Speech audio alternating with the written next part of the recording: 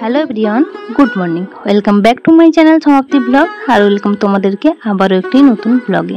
তো কেমন আছো তোমরা? আশা করছি যে যেখানে আছো ঈশ্বরের কৃপায় খুব ভালো আছো। আমিও তোমাদের ভালোবাসা ও আশীর্বাদে খুব খুব খুব ভালো আছি।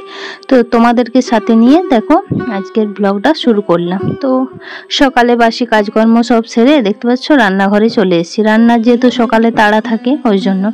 তো সুদীপা দেখলে সবজি কাটছে আর আমি এই যে একে একে রান্না করছি। কুঁদরি ভাজা, পাট শাক হচ্ছে, এরপরে মাছ হবে সরষে দিয়ে, তো আর সব সবজি দিয়ে একটা তরকারি হবে।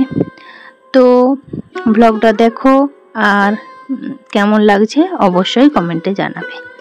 তো এরপর আজকে প্রথম এই বছরের তাল আনা হলো।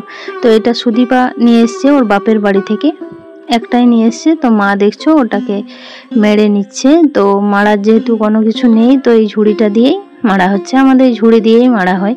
তো মা মেরে নিচ্ছে। তো এটা দিয়ে আজকে তালের বড়া হবে। তো তোমরা দেখো আর কারা কারা তালের বড়া খাবে দেখে চলে আসো। তো দেখছো এটা হয়ে গেছে একটা তালে এতটা। তো এরপর চলো তাল মারা হয়ে গেছে, রান্না বান্না সব সারা এই যে খেতে বসে গেছি। দুপুরবেলায় স্নান টান করে সবাই খেতে বসে।